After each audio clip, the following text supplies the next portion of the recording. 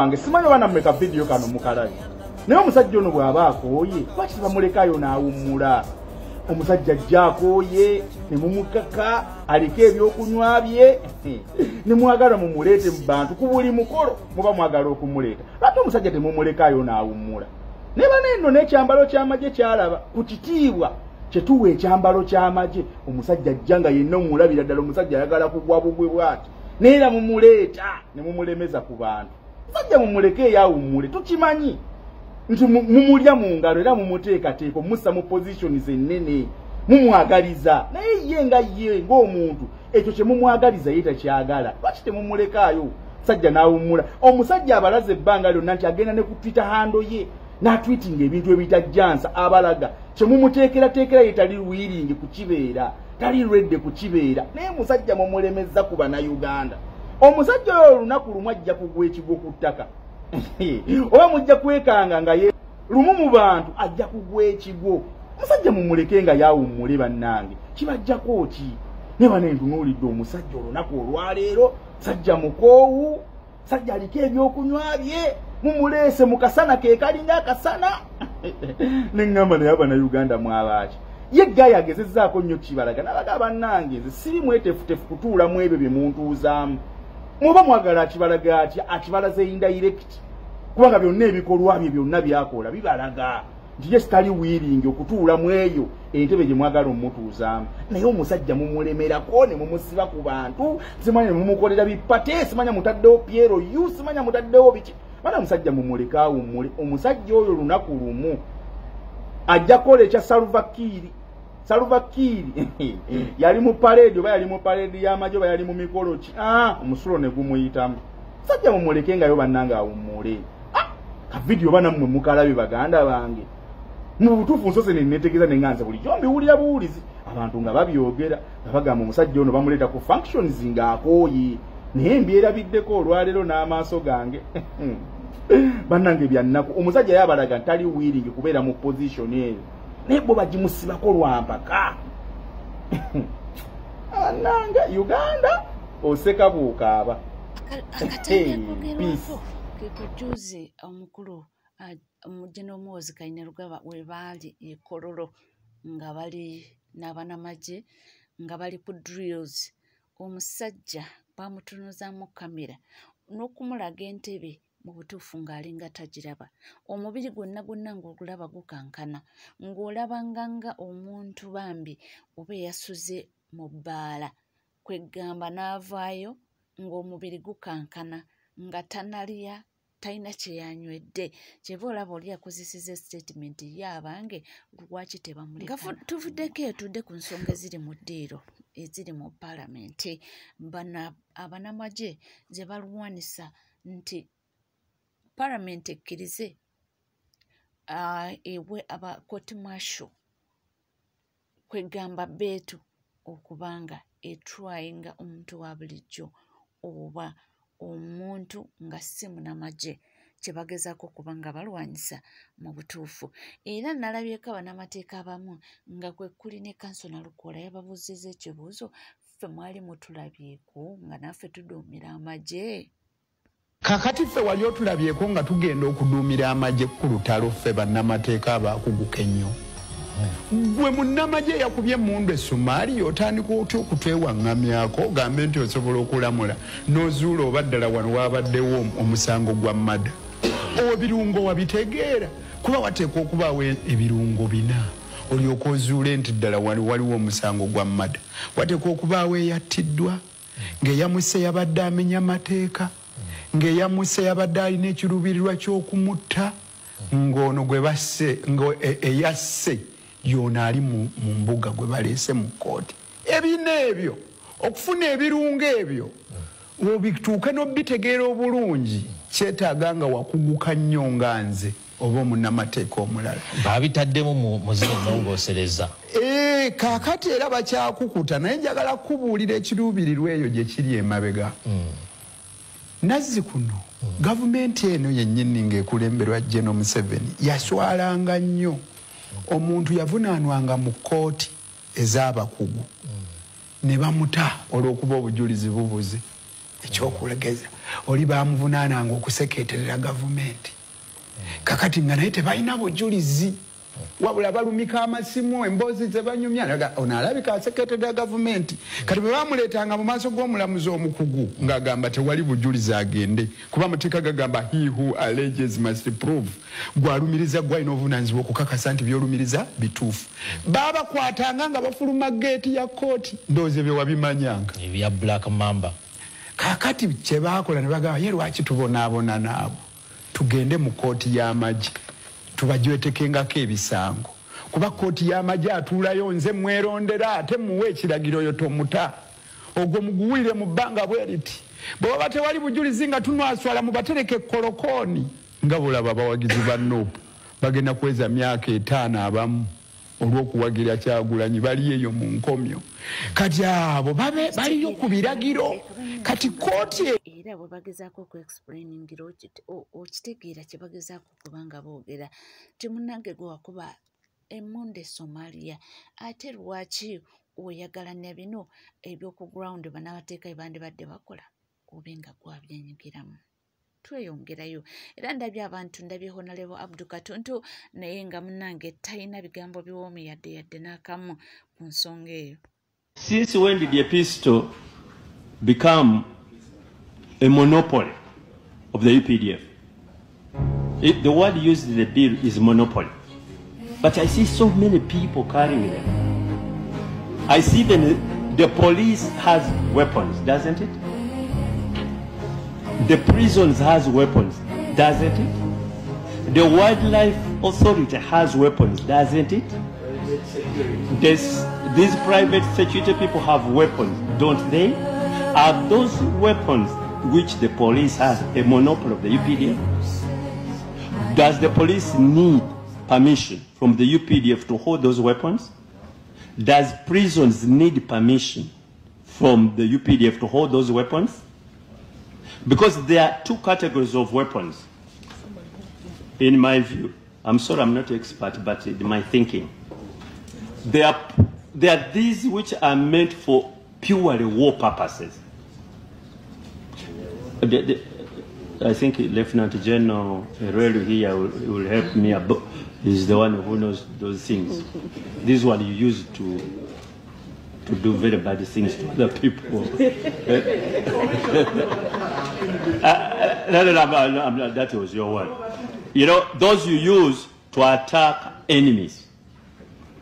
For example, you know, like an artillery piece. There's this one with too many guns, too many bullets, or whatever it is. Yeah. Or either Honorable Chama Sweat or the other one who said it was a... Okay, let me conclude. I don't want to excite people. There are those weapons, and Honorable Minister, you would get my support for those category of weapons, which we think are purely for UPDF. And no civilian should, under any circumstances, own, or even whether lawfully or even illegally, own that weapon. That one you'll have my support. But there are weapons which I think cannot be said to be a monopoly. You can't say monopoly, then you go ahead and you bring almost all weapons and you say they are what? They are monopoly. I think there is a problem there with the law, and we need to address that so that we are so clear. These people who are charged with the responsibility of keeping us safe, and they have been given equipment, we want to protect the equipment. That one they use to keep us safe. But the other equipment which you share, including with the civilians, some of these MPs carry them, by the way. Even other people on the street, they are carrying these small pistols, and so on they do. So those cannot be your monopoly. Bali ku nsonga za weapons nti nazo ensangi zino ziyitiridde ogenda okuwulira nti ate batemudde wali omuntu naye ate emundu ne weebuuza kati baani abalina emundu. Omusivilian tabeera na mundu. Zino emmundu eziri mu bantu zivaawa? Byebyo naye ng'obiwulidde nga tukyeyongerayo era nga tukutwala mpolampola tutunuulira ebigenda mu maaso n'etteeka eryogerwako. Mwebase omusajja ono mulabye mu parliament waliwo ensonga bbiri ziri mu kuyita nga zitagatenza akalulu ka 2026 esooka ge majje okukwata abantu olwedde babayina mu kooti y'amajje naye babayina mu bumenyi bw'amateeka kati bayisaawo etteeka bakwate bannansi babatwale mu kooti z'amajje nga bayita mu mateeka kuba kati babayina because of maanyi gakyabawala kati baagala bakozesa amateeka ensonga ey'okubiri yoyo musajja ono baleeta akakiiko kaye simanya bakayita national simanya kuba cooperative ng'ekibiina kyonna ekitali kiwandiise mu kakiiko ako tekigenda kufuna ssente kuva mu gavumenti kufuna funds nga kyebabala nga people power bwe yalemesebwa owandiisibwa era bateekewo etteeka bamalirize nga balemesezza nuupu okuwandiisibwa kitegeeza nuupu era ereme kufuna funds kuva mu gavumenti sente ezo zaffe za mulwa musolo baagala okulaba ng'ekibiina kyabwe ng'ekimanya PPF ekyaba nuupu kyabampuuga kifuna NRM efuna funds okuva mu gavumenti nga ziri mu mateeka naye akakiiko ako jukira baba bakayisiza mu parliament nuupu bagiremesa okwewandiisa kitegeeza yo nuupu ereme kufuna funds okitegeera kubanga Museveni yamala ebbanga ng'abuuza abantu bano bajjawa funds ze bakozesa campaign kubanga sente ze tubawa naye kati sente ze babawa gavumenti zebawa ng'ebibiina by'ebyobufuzi eziri mu mateeka nga balaba nti nnyo okusinziira ku campaign zaabwe kati nga baagala bateekewo enkola endala okulaba nga nezo bazisitopinga kwe kuteekawo akakiiko kano era bateetse etteeka mu parliament kati omusajja ono wajjidde n'agamba nedda there is things behind okulaba people power baagaana ogiwandiisa baagala butawandiisa nuupu kyokka ababaka ba nuupu tebannakitegeera kyekisinza ati tubadde tukyali awo munnange ne zireeta nabagamba nti Uganda okaba wooseka tubadde tukyali awo ne zireeta omukulu Mathias Mpuuga era ne yeevuma n'alayira munnange ne yeevuma lwaki yayingira NUP era singa nali nkimanyi banna nze nga ndi mu ntabaalo z'ensi ngezaako okulinnyisa omutindo gwaffe nkola n'abantu be nali simanyi nti bakibugwe abataawula nnono ya bukulembeze nakola byakiyita mu lujja ne temwejjusa ekyo kye twakola kyekyali ekiki kituufu kubanga muwala wo bw'akeera n'afumbirwa aba afumbiddwa mu mukwano ekyobutamanya nti afumbiddwa mu basizi kyo kirala tosobola kimulinyiza yaba agenza okukola maka mukitegera bulungi kyo n'olwekyo temwejjusa kwewaayo kwammwe kwe mwakola bayinza okugamba nti naffe situmanyi ne tutambula okutambula ng'abazibe nga tetulina amaaso tetukyaddamu kikola nti omuntu ajja kuva gy'avudde ajja awulira abe Masaka ekyokukola wano obuddu wano olwo olugenda alutabyemu enku oba alimemu olubindi ebbanga etumaze nga tunoonya ekituufu tekisobola kubanga tutuuse mu kaseera nga tulina okusalawo Mwami Museveni ali ku lusozi akkirira aggwerayo abandi muggyeko obuyinza bali mu kkuba nkuyo mu ttale Museveni ne bw'omuteekako ekigimusa takyaddangulu abaagala omuddira mu bigere mutegeera olugendo lutambula tegasannalaba abantu nga balwanira omulambo ne mmanya nti wano waliwo akabaate wano nengamba okukula kuno nga kuzibu nakino nkirabyeko abakumwe njiga nabala mwaliyo nammwe nemutula nemukolaki nemusoberwa Mpuuga okaba oseka naye nga si musanyufu era nga ebigambo bye olaba nga awanda muliro abaana bagenda mu maaso okwanalayizinga ensonga era waliwo Footsoldier agambye nti tingenze n'entunuulira ebigenda mu maaso mu parliament tetwesabireko abaayi mwasibye mutya kansubire muli bulungi leero ndi mwennyamivu ndi munaku wavale ndi mweraliikirivu ekineraliikiriza kye ge mawulire getuwulira agava mu parliament abawulira nga Arthur Abanyiza bw'ayogera ku bintu nga bino ebiri political mugende bambi nze nzadde abaana mu Uganda nandyagadde bakulire mu Uganda nange nandyagadde nkaddiire mu Uganda ensi yange mu Uganda ereme kuntama mwawulidde ku amendment ya UPDF Act gye baleese parliament gye ennongoosire gye bateeka mu UPDF Act. Era bw'ogezaako n'olaba suggested changes mu UPDF Act olabira ddala nga teziina buzibu. Mulimu ebintu ebirungi bye baleese. Bagambye civilian gwe batrying mu military court asobola okwapiringa mu civilian court. Ekyo si kibi. N'ebirala bingi oversight ebyo ebintu birungi byonna ebiri mu amendment eyo. Naye waliwo akawaayiro akabi kensuubira nti mmwe temwakategedde ensonga lwaki temukoogirako. Oli agenda kujja agambye after va ku ebyo ebintu sigala ku mmotoka ngenda byogera mu ango ya mmotoka. Ngenda byogera mu ango yaki ya mmotoka. Kati gwawulira agenda okutandika ko after va ku politics nga tonna vano politics nze nzadde abaana e Kampala njagala basigale. Ate olw'okuba nnyina eddoboozi nti gwe alaba video eno osobola okugiraba ngenda kwogera. Bw'onoomaliza video eno ng'olaba kyenjogera kimakinga sense kubira MPO. Omulimu gugwa mukubira tosobola bira mu parliament esobola omukubira omugamba why kino kye kirowoozo kyange omugambe amendment bagirwanyise ene kuyita. Of course eyinza okuyita kuba sente zaayitinganye dda but eyo tuveeyo.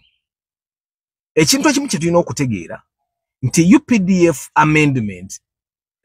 Act amendment tebagikolera b'amagye. Bagikolera gwe nange. Eyo amendment bagikolera gwe nange. Baagala basobole okutwala mu kooti y'amagye bakusibe gwe Zubairi gwe Mikairi tebaagala kusiba b'amagye. So let's just understand buli owairo bonna saagala bulaba njagala ntunira akawairo kamu akakkiriza civilian nganze okuwozesebwa mu kooti y'amagye. Kyemulina okumanya nti abasajja abali mu magye bali very disciplined. Discipline majje kwe following order. Boba following order. Bamugamba genda okuboya amukuba. That's discipline. Bamugamba yimirira okumalisa ababiri ayimirira. That's discipline in the army. Tebalina kirala kye babagaza ate babikola. Kati banoonyanze naawe abatamanyi kuwuliza order. Nga babagamba toyitaawo oyitawo. Olw'okuba olowooza gw'oli mutuuze wa Uganda oyina eddembe. Gwe baliko. Baagala gwe bagamba nti galubindi za Google ezo zibaleese ziri codinga kati tuziweze nti ogenda sigala nga obeera nazo mu bumenyi bw'amateeka. Era baagala nga bwe bakukwata bakutwale mu military court bakutrying oyina military you people. Kati tugezeeko okitegedde nti amendment ezo tezitagetinze b'amagye zitagetinze gwe nange. Kati katugende mu mmotoka. Amendment ezo affecting atya gwe ayagala emmotoka gwe nange. Ekisooka wali okulubudde ku mmotoka y'amagye oba emmotoka y'amagye yali ekulubuddeko. Ow'amagye n'avaayo olumu nakkuba emiggo tubirabye nakkuba empi n'avuga n'agenda. Because etteeka terimukkiriza genda maaso. Naawe tolina ky'oyinza mukola wabula ye alina ky'ayinza okukola ate n'otabaako ky'omukola wabula ky'asobola okukola awo akikola essaawa eno we bakoma. Wali ogobedde ku konvoyi y'amagye mbalaba wano mwewaana muzigoberera. Tewali tteeka libakkiriza kusiba. Era kye bayinza okukola kukuba miggo. Wasike scenario kukuba ssasi. Kati bajja kukuba ssasi. Bajja kusiba. Bajja kutwala mu kooti y'amagye. Ezo traffic offenses zonna ze tubadde tulaba nti ow'amagye yaleese obuti akacyankano bagwolesa akacyankano kuw'amagye ne mubimalira oba n'akutwala ku poliisi nabagamba bakuteeka essaawa 24. Kati waddembe okuteekako kyonna ky'ayagala. Obadde obstructing emmotoka y'amagye egenda ku mirimu mitongole waddembe sigamba nti bagenda bikola. Naye ngezaako okulaga implication eziyinza okubaawo. Otegeera nti ogoberedde konvoyi basobola okuyimirira ne bakussaamu ne bakutwala mu kooti y'amagye. Gw'atali w'amagye ogoberedde otya konvoyi y'amagye. I want us to understand this from an angle. Yaffe abavuga emmotoka abayina emmotoka abaagala emmotoka. Otegeera nti ebintu ebimu badde biggweeraawo. Okitegedde?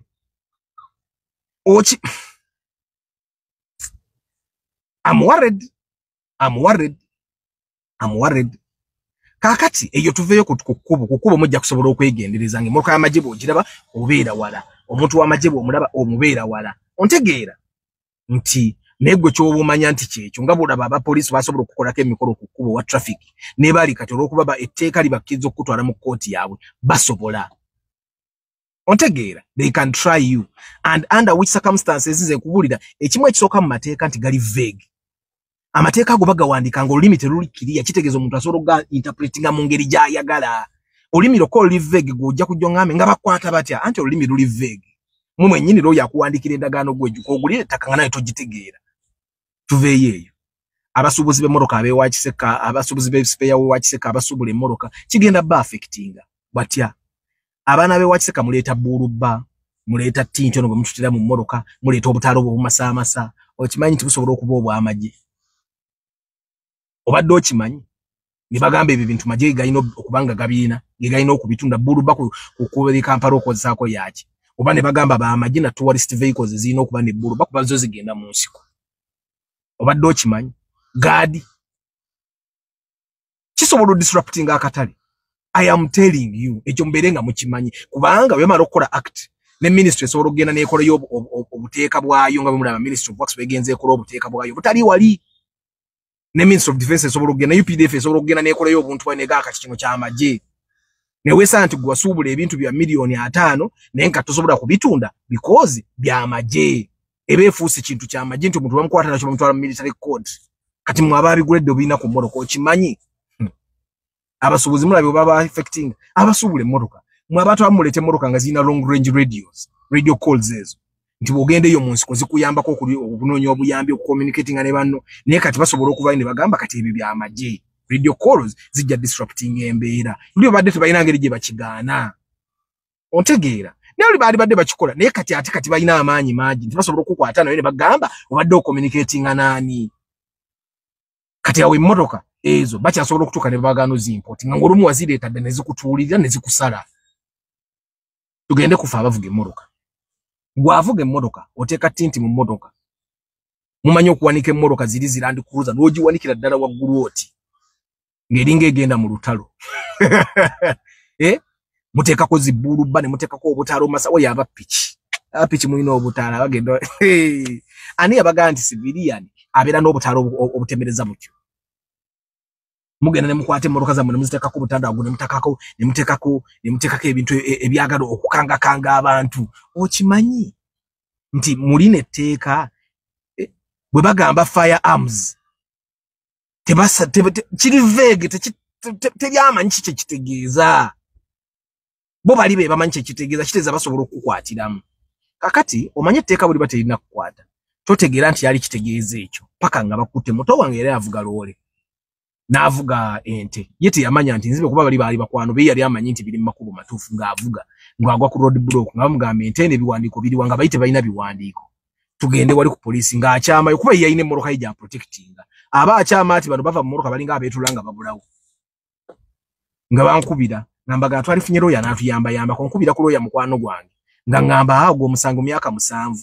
Kyokka si ye yabbye ente naye kati gwe balina yali ye suspect. Nga bagamba ate by'abalooya bireke babbeeyi katufune wano w'amagye wafe atuyambe ab'amagye bali discipline tagenda bintu bya kivwagwa balina discipline. Ate w'amagye yabayamba tumayiza tulina okufuna looya nga biwanvuye ng'omwana agenze ekitali amazeeyo emyezi 3. Finally yavaayo. Naye eri etteeka senga kyali tekikutte mwana w'oli teyali tegedde nti biwanvuwa. Genda osome amendment proposals ezo. Zisome ozitegeere. Bw'omala okuzitegeera n'otegeera implications olina okulowooza eritomu. Abatamanyi kulowooza wano muveewo. Bw'oba olina okumanya okulowooza eritomu. Gwenga gwayagala emmoroka n'ebirala nabyo mugendeeyo. Njagadde kitwala mu angle ya mmotoka because abagwagwa bajja kujja wano baasame. Tegeera ne mu angles endala nti wawe bayinza okukwatira okutwala ettaka lyo, okutwala ebintu byo, okunyigiriza. Bw'omala okubira MPU omugambe etteeka nze ngenda kukubira mu wadanku nnyingi MP wange. Ngenda mukubira mugambo waayi etteeka mu lwa nkimanyi ssente zaayitinganye ne mu wada simanyi nti sisubira nti yaziridde. Naye ne bw'aba yaziridde ngenda mugamba etteeka tuligaane. Kati naawe oli waddembe okubira MPU. Omugaye kakati abagwagwa bali awo tebabitegeera baka. Nga tuli ku NCK TV nkugamba nti munange obanga tuna subscribinga kekade subscribinga ringing that notification bell sharing liking bisigadde tukumona byo tuva.